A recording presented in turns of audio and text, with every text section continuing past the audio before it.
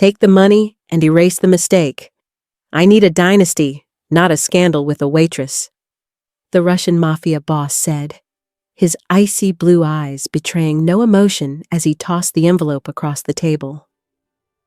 3 years later, he walked into an upscale restaurant and saw her carrying a tray, followed by 3 toddlers with his exact face. And for the first time in his ruthless life, Matt Voronoff felt his empire crumble beneath him. The stack of $100 bills sat on the glass desk between them, like a contract written in her blood. $150,000 that were supposed to erase 6 months of stolen nights and a child that would never carry his name. She'd practiced this conversation in the bathroom mirror of her studio apartment for a week, imagining every version of this moment, picturing his shock softening into something close to happiness, maybe even love from a man who'd told her he'd forgotten how to feel it. But instead, he stood near the floor-to-ceiling windows of his penthouse, overlooking the glittering expanse of the city he controlled like a chessboard, his silence colder than the Russian winter his father had escaped. She wrapped her arms around herself, her body not yet showing any signs, not yet revealing the 3 lives growing inside her that even she didn't know existed.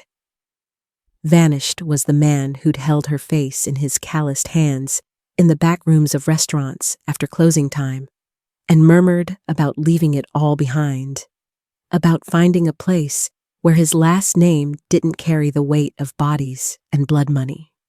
Now there was only the Vor V. Zakoni, the kingpin of the Voronov Bratva, a man forged from childhood to prioritize the organization over his own heart, power over every fragile human connection.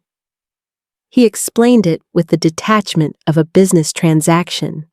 The cash would cover the termination, a new identity, a bus ticket to anywhere she wanted to go, somewhere far enough that the Kozlovs and the Petrovs would never think to look, somewhere she'd stop being a vulnerability, a weakness his enemies could exploit, a liability to the empire his father had bled to build.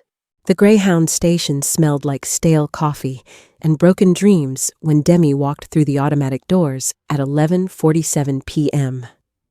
She'd left everything behind except a duffel bag stuffed with clothes, the envelope of cash she couldn't bring herself to touch, and a pregnancy test wrapped in toilet paper at the very bottom. The fluorescent lights buzzed overhead like dying insects as she approached the ticket counter, her hands shaking so badly she could barely grip her wallet. "Asheville, North Carolina?"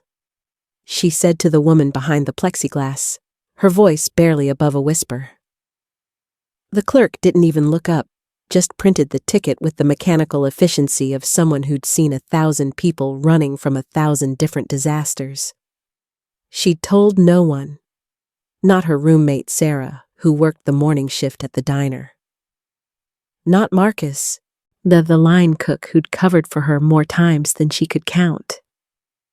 Not even Mrs. Chen from the dry cleaners who'd given her free alterations and asked about her love life with the nosiness of a surrogate grandmother. They'd wake up tomorrow and find her room empty, her phone disconnected, her social media accounts deleted like she'd never existed at all. The bus pulled into the bay at 12:15 a.m., its engine rumbling like a mechanical beast. Demi climbed aboard and chose a seat near the back, pressing her forehead against the cold window as the city lights began to slip away. Chicago had been her home for 6 years, the place she'd fled to after aging out of foster care in Ohio, the city where she'd learned that working 3 jobs still meant choosing between rent and groceries, where she'd met a man with ice blue eyes and a smile that promised salvation. She'd been so stupid, so desperately, pathetically stupid. The other passengers were ghosts in the darkness, a woman with a crying baby, an old man who smelled like whiskey, a teenager with headphones playing music so loud she could hear the tinny bass from 3 rows away. None of them looked at her. None of them cared that her entire world had just imploded. Somewhere around the Indiana border, she pulled out the fake ID she'd bought from a guy who hung around the back of the bar, where she sometimes picked up shifts. Claire Bennett, it read. Born in Portland, Oregon, 26 years old. The photo was terrible, her eyes too wide, her smile forced. But it would work. It had to work. Because Matt Voronoff owned Chicago. His family's reach extended through every police precinct, every city official, every corner where money and violence intersected. If he decided to find her, he would, unless she became someone else entirely. The cash sat heavy in her bag, a weight that felt like accusation. Blood money, termination funds, the price he'd placed on their child's life. She'd take it. She had no choice, but she'd never forgive him for it. And someday, somehow, she'd prove that what he'd thrown away was worth more than his entire criminal empire. The bus rolled on through the darkness, carrying Claire Bennett toward a future that Demi Gillen would never see. The Mountain View Free Clinic operated out of a converted church on the poor side of Asheville, where the Blue Ridge Mountains loomed in the distance like silent witnesses to human suffering. Demi. Claire now, she had to remember, always Claire. Sat in the waiting room surrounded by women with screaming children and elderly men with oxygen tanks, her hands twisted together in her lap. She'd been in North Carolina for 6 weeks. 6 weeks of sleeping in a youth hostel, then a room she rented by the week, in a boarding house that smelled like mildew and someone else's cigarette smoke. 6 weeks of job applications and rejection letters, of rationing the blood money in her bag because she didn't know how long it would need to last. 6 weeks of morning sickness so violent she'd lost 12 pounds she couldn't afford to lose. Claire Bennett? The nurse's voice cut through her spiraling thoughts. The examination room was small and sterile, the paper on the table crinkling beneath her as she lay back. The doctor was a woman in her 50s with kind eyes and efficient hands, the sort of person who'd seen too much suffering to waste time on judgment. "When was your last period?" she asked, pressing cold gel onto Demi's still flat stomach. "About 10 weeks ago, maybe 11. Time had become elastic, unmeasurable in the chaos of running. The ultrasound wand moved across her skin, and the monitor flickered to life with grainy black and white images that meant nothing to Demi's untrained eye. The doctor went very still. Then she adjusted the wand, moved it slightly to the left, and her eyebrows climbed toward her hairline.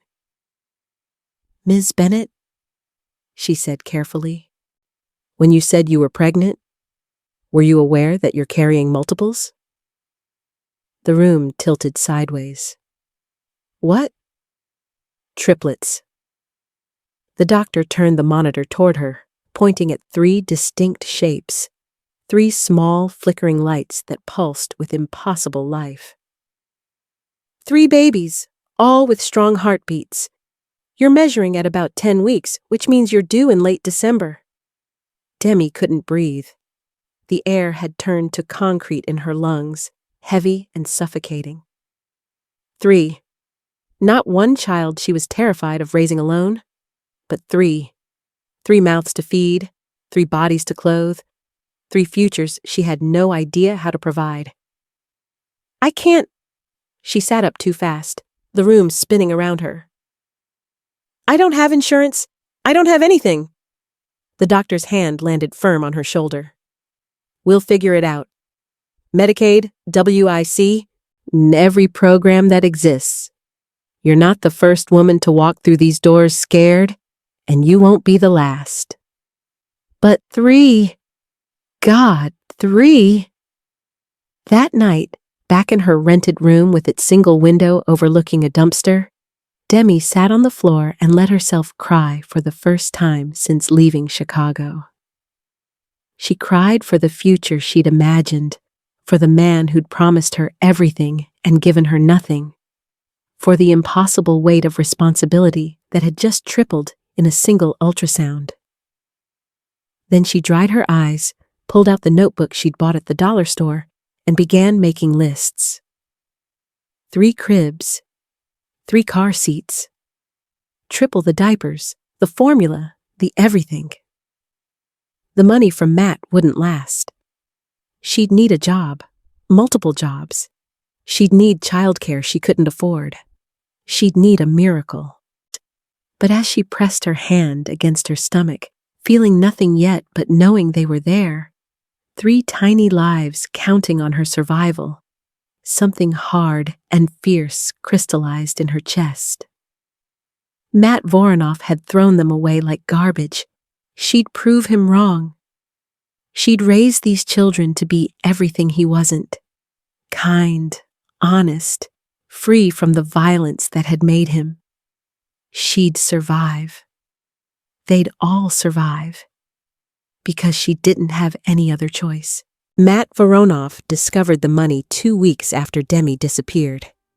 His accountant, a nervous man named Yuri, who'd served the family for 30 years, brought him the quarterly reports with hands that trembled like autumn leaves. "The $150,000 you withdrew," Yuri said, his voice barely above a whisper. "It was never deposited, not in any bank we have access to, not cashed through any check-cashing service in Chicago or the surrounding states." Matt's hand tightened around the whiskey glass he'd been holding, the crystal groaning under the pressure. "What do you mean, never deposited?" "I mean the money has vanished, sir, like she vanished." He'd searched for her the first week with the casual confidence of a man accustomed to getting what he wanted. But Demi Gielan had evaporated like smoke. Her apartment was empty, rent unpaid, landlord furious. Her phone was disconnected, her social media accounts deleted. Her co-workers at the 3 restaurants where she'd worked claimed ignorance with the wide-eyed conviction of people who genuinely had no idea where she'd gone. By the 2nd month, Matt had hired private investigators. They found nothing. No credit card trail, no new address, no employment records. It was as if she'd stepped off the edge of the earth. By the 6th month, when his father arranged his marriage to Irina Volkov, daughter of a prominent politician, a union designed to legitimize the family's operations and expand their influence, Matt walked down the aisle with Demi's ghost sitting in every empty pew. Irina was beautiful in the way expensive things were beautiful, cold, perfect, untouchable. She smiled for the cameras and played her role with the skill of someone raised in the same world of performance and violence. But on their wedding night, in the sprawling bedroom of his new home, she looked at him with eyes like chips of ice and said, "Let's be clear about what this is. You need respectability. I need security. Neither of us needs to pretend this is a love story." A year passed, then 2, then 3. No children came. His father grew increasingly agitated, demanding heirs to secure the dynasty they'd built through blood and extortion. Irina underwent test after test, all of which came back normal, which left only one conclusion. The whispers started in the dark corners of the Bratva. Matt Voronoff, the kingpin who controlled half the city's underground, couldn't produce a single heir. Some called it divine judgment, while others called it karma for the lives he'd taken, the families he'd destroyed. His enemies laughed behind closed doors, spreading rumors that the Voronoff line would die with him. But late at night, alone in his study with a bottle of vodka that never seemed to empty, Matt knew the truth. He was cursed, not by God or fate, but by his own hands. He'd thrown away the only woman who'd ever looked at him and seen a man instead of a monster. He'd paid her to erase the one thing that might have redeemed him. And somewhere out there, she was alive. He knew it the way he knew his own name. Demi Gillen had taken nothing from him. Not the money, not revenge, nothing, which meant only one thing. She'd kept the child. The basement studio on Haywood Road was the cheapest place Demi could find, and it showed. Water stains bloomed across the ceiling like bruises. The single window barely let in light, and the radiator clanged so loudly she'd stopped noticing it. But it was hers. $400 a month that she scraped together from her 2 waitressing jobs and the weekend shifts she picked up cleaning houses. At 8 months pregnant with triplets, she moved like a woman carrying the weight of the world. Her back screamed with every step. Her ankles had swollen to twice their normal size, and she couldn't remember the last time she'd slept more than 2 hours without needing to pee. The doctor at the free clinic kept warning her about bed rest, about the dangers of preterm labor with multiples. But bed rest was a luxury for women who had someone else to pay their rent. Rosa Martinez lived in the unit above hers, and Demi had learned to recognize her footsteps, quick and light despite her 70-something years. They'd met 2 months ago when Demi had collapsed on the stairs, dizzy from skipping too many meals, and Rosa had helped her inside with the firm efficiency of someone who'd seen crisis before. "You're going to kill yourself," Rosa had said that day, her accent thick with Puerto Rican roots. "And those babies, too." She'd learned Rosa had been a midwife in San Juan before retiring to Asheville to be near her daughter. She'd delivered hundreds of babies in homes, clinics, even once in a taxi during a hurricane. And when Demi admitted she couldn't afford a hospital delivery, that her Medicaid had paperwork issues she couldn't navigate, Rosa's eyes had gone soft with something between pity and determination. "I'll help you," she'd said simply. "When the time comes, you call me." That time came on a Thursday night in December, when the first thunderstorm of winter rolled through the mountains. Demi woke at 2 a.m. to wetness between her legs, and a contraction that bent her double with pain. Too early, her mind screamed. They were only at 34 weeks. Too early, too small, too dangerous. She crawled to her phone and called Rosa's number with shaking fingers. "It's happening," she gasped. "They're coming." Rosa was at her door in minutes, her silver hair pulled back, her weathered hands already reaching for Demi's pulse. "How far apart?" 5 minutes, maybe less." "Okay, mija. We're doing this here. No time for the hospital now." Thunder shook the windows as Rosa transformed Demi's studio into a makeshift delivery room. She'd brought supplies in a canvas bag: clean towels, sterilized scissors, alcohol wipes, a blood pressure cuff that looked older than Demi herself. The overhead light flickered with each lightning strike, casting shadows that danced across the water-stained walls. The pain was beyond anything Demi had imagined. It consumed her, wave after wave of agony that made her understand why women throughout history had died doing this. Rosa coached her through each contraction with steady calm, her hands checking dilation, monitoring heartbeats with an ancient stethoscope pressed to Demi's swollen belly. "First one's crowning," Rosa said at 4:47 a.m. "Push now, mija. Give me everything."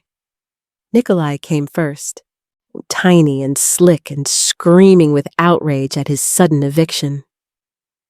Rosa cut the cord with practiced precision, wrapped him in a clean towel, and placed him in the laundry basket she'd lined with blankets. He was so small, barely 5 pounds, his face red and furious. Katya followed 11 minutes later, quieter than her brother, her eyes blinking open to reveal the same ice blue shade as her father's. Rosa worked faster now, her movements urgent because she knew what Demi was too exhausted to understand. This was taking too long. The blood loss was too much. Alexei was the last, arriving at 5:33 a.m. as the storm finally broke and weak dawn light filtered through the window. He didn't cry at first, and Demi watched through a haze of agony as Rosa rubbed his back, cleared his airways, breathed life into his tiny lungs until he finally gasped and wailed. 3 perfect babies, Rosa said, but her voice was tight with worry. Now we need to focus on you. The hemorrhaging started as an insidious warmth between Demi's legs, then became a flood that turned the towels beneath her crimson. Rosa's hands moved with desperate efficiency, pressing, massaging, trying to make her uterus contract. But the blood kept coming, and Demi's vision began to tunnel. Stay with me, Rosa commanded, her voice cutting through the fog. Those babies need you. You don't get to leave them. Demi fought consciousness with everything she had left. She focused on the sounds. 3 infants crying in different pitches, a symphony of new life. She focused on Rosa's hands, firm and sure. She focused on breathing, just breathing. One more breath, and then another. Somewhere around 6 a.m., the bleeding finally slowed. Rosa sat back on her heels, her face gray with exhaustion, her hands still stained red. You're going to make it, she whispered. But you came so close, Mija. Too close. In the laundry basket, 3 tiny humans with their father's face slept peacefully, unaware that their mother had nearly died bringing them into the world. 3 years moved in a blur of exhaustion and poverty, so grinding it became Demi's baseline normal. She worked the breakfast shift at Mountain View Diner, rushed home to feed and change 3 toddlers, slept for 90 minutes, then left for the evening shift at Carmichael's upscale restaurant downtown. Rosa watched the triplets during her working hours, refusing payment but accepting groceries when Demi could afford them. The children grew despite the odds. Nikolai was serious and watchful, already protective of his sisters at 3 years old. Katya was wild and fearless, climbing everything she could reach. Alexei was gentle and shy, the one who cried when his siblings fought. All 3 had inherited their father's sharp blue eyes and dark hair, along with his stubborn chin and intense stare. Demi dressed them in thrift store clothes she scrubbed until they were threadbare. She stretched boxes of macaroni across 3 days and watered down juice to make it last. She stood in food bank lines at dawn before her shift, swallowing her pride with the same determination she'd once used to survive foster care. Every dollar was allocated. $400 for rent, $80 for utilities, $200 for food if they were lucky. Nothing left over for emergencies or dreams. The children didn't know they were poor. They thought everyone shopped at Goodwill. Everyone ate peanut butter sandwiches for dinner 4 nights a week. They thought it was normal that Mama worked all the time, that Rosa was their grandmother, that they'd never met their father because he'd gone away before they were born. But Demi knew what she was denying them. Ballet lessons Katya would have loved. Books Alexei craved beyond the library's worn stock. The security of knowing their mother wasn't one illness away from homelessness. She lay awake at night doing math that never worked, staring at the ceiling and wondering if Matt's $150,000 was still sitting in her duffel bag because she was stubborn or because spending it felt like accepting what he'd done. The triplets started asking questions around their 3rd birthday. "Why don't we have a daddy?" Nikolai asked one night as she tucked them into the single bed they shared. Demi's throat closed. "Your daddy. He had to be somewhere else." "Will he come back?" "I don't know, baby." But she did know. Matt Voronov didn't even know they existed. He thought she'd terminated the pregnancy and disappeared, exactly as ordered. And that was safer for everyone. Safer than him discovering he had 3 children who could be used as leverage by his enemies. 3 weapons pointed directly at his heart. Still, sometimes she wondered, did he ever think of her? Did he ever regret what he'd done? Or had she been nothing but a pleasant distraction, easily forgotten once she became inconvenient? It didn't matter. She'd built a life, fragile and exhausting as it was. She had 3 beautiful children who knew nothing of violence and crime. That was enough. It had to be enough. Matt Voronoff walked into Carmichael's at 7:30 p.m. on a Tuesday, and the temperature in the upscale Charlotte restaurant seemed to drop 10 degrees. He moved like violence contained in an expensive suit, his security detail flanking him as the hostess practically tripped over herself to show him to the private dining room reserved for his business meeting. Demi didn't see him arrive. She was at the service station, balancing 3 plates of salmon en croûte and trying to ignore the way her feet screamed after 8 hours of standing. Rosa was watching the triplets. She'd begged another late shift because one of them needed new shoes, and her paycheck was still 2 days away. She pushed through the kitchen doors into the main dining room and froze. The triplets sat in booth 7, the corner table near the window where she always seated families because it had the best light. Rosa must have brought them in for a treat. The early bird special Carmichael's offered, the one meal Demi could afford maybe once a month with her employee discount.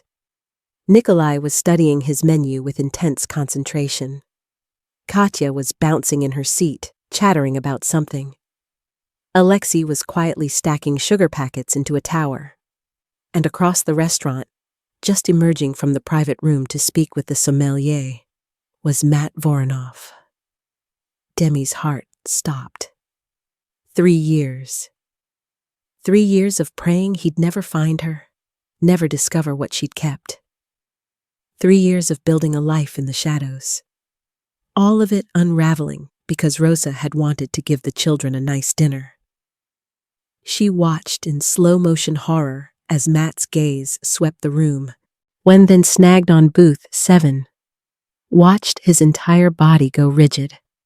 Watched him stare at 3 toddlers who carried his genetic fingerprint in every feature. His eyes, his jaw, his thick dark hair. He took a step toward them, then another. His security detail moved to follow, but he waved them back with a gesture, his eyes never leaving the children who were too young to understand the predator approaching their table. Demi dropped the salmon plates with a crash that made the entire restaurant turn. She was moving before conscious thought engaged, crossing the floor in seconds, positioning herself between Matt and her children, with her body as the only shield.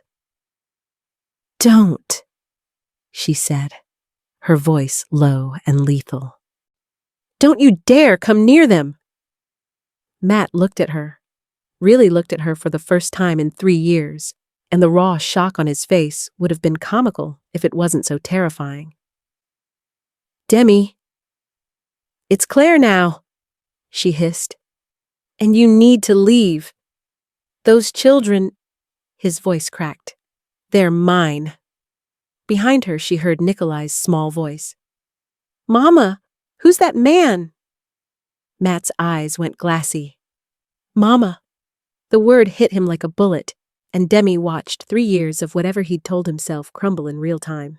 The confrontation spilled into the parking lot after Demi's manager fired her for creating a scene. Rosa had taken the triplets home in a taxi, the children confused and frightened by the angry man who'd made Mama cry. Now Demi stood beside her dying Honda Civic, while Matt Voronoff leaned against his black Mercedes SUV, his security detail a discreet distance away. "You kept them," he said, and it wasn't a question. "You kept all 3 and you didn't tell me." "You gave me money to erase the mistake," Demi shot back. "I did exactly what you wanted. I disappeared." "I thought—" He dragged a hand through his hair, the careful composure fracturing. "I thought you'd taken the money and terminated." I searched for you. For months. To make sure I'd done what you ordered? To make sure you were alive." His voice broke. "You took nothing. Not the money, not revenge, nothing. I thought you might be dead in a ditch somewhere because of me." Demi laughed, the sound bitter and sharp. "I've been waitressing 70 hours a week to keep them fed. The money's still in my closet because touching it feels like accepting what you did." Matt stared at her, and something in his expression shifted into desperate hunger. "Let me help. I'll set up accounts, buy a house, whatever you need." "I don't need your guilt money. I needed you 3 years ago when I was pregnant and terrified. That man doesn't exist anymore." "I was wrong." The words came out ragged. "I was so fucking wrong, Demi. I threw away everything that mattered because I was too much of a coward to stand up to my father." She wanted to believe him. God, and some pathetic part of her still wanted to believe that the man who'd held her in dark hotel rooms still existed. But 3 years of survival had burned away that kind of weakness. "Stay away from us," she said, turning toward her car. "We're not part of your world. They're my children. They're mine. You gave up that right when you handed me the envelope." She drove home with shaking hands, knowing everything had just changed. Matt Voronoff now knew he had 3 children, and in his world, that made them either assets or targets. What she didn't know was that Dmitry Kozlov, Matt's oldest and most vicious rival, had an informant at Carmichael's, a dishwasher with gambling debts who'd watched the entire confrontation and made a phone call that would change everything. By the time Demi parked her car, Dmitry already knew about the triplets, already understood exactly how to hurt Matt Voronoff in the way that would destroy him most completely. The attack would come in 3 days. Matt would spend every one of them trying to convince Demi to accept his protection. She would refuse, stubborn and independent to the end. And she would nearly pay for that stubbornness with her life. The men came just after midnight when Demi was heating bottles for Alexei, who'd woken with an earache.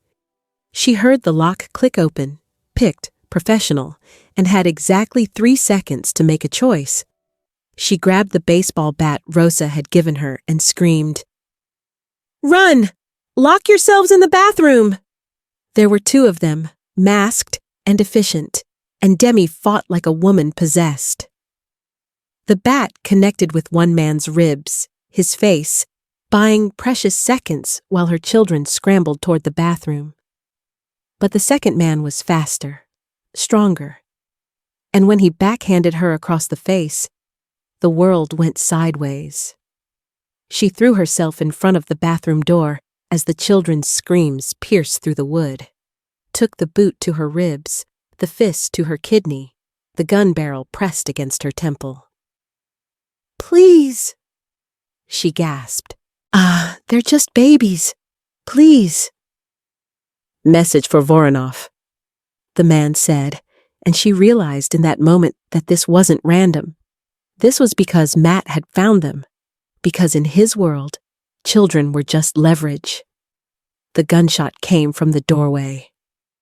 Matt materialized like violence incarnate, his own weapon drawn, his face a mask of cold fury. His security detail poured in behind him, and the 2 attackers didn't stand a chance.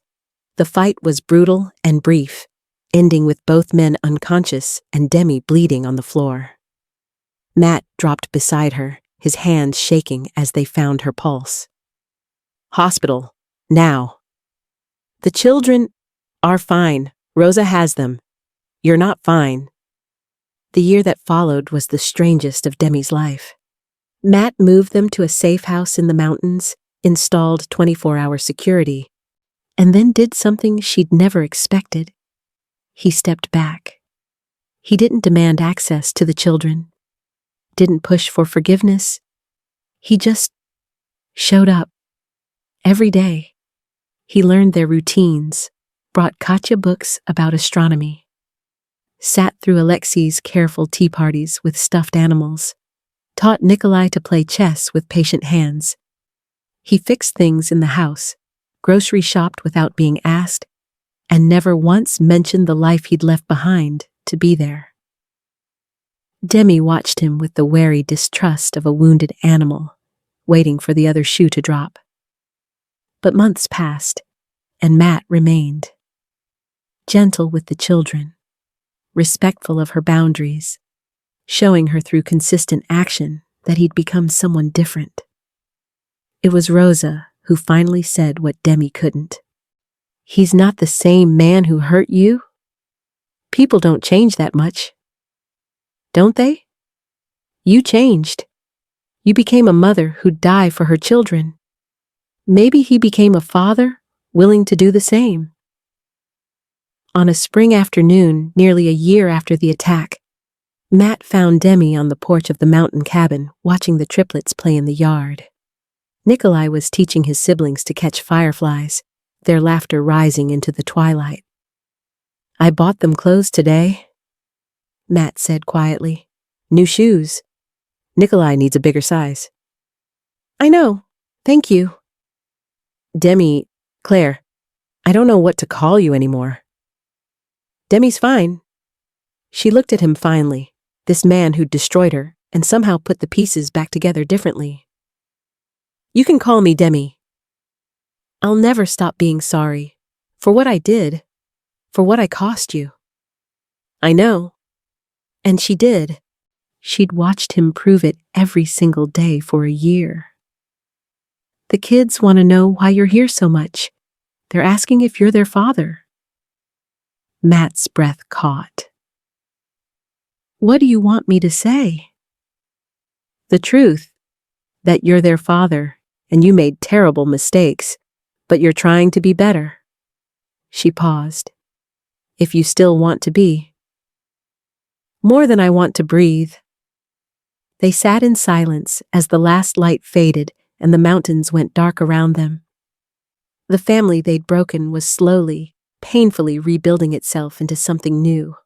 Not perfect, not unmarked by the violence of how it began, but real and honest and worth fighting for. Nikolai ran up the porch steps, Firefly cupped carefully in his small hands. "Daddy, look," he said, and it was the first time he'd used the word. Matt's face crumpled. He looked at Demi, asking permission, and she nodded.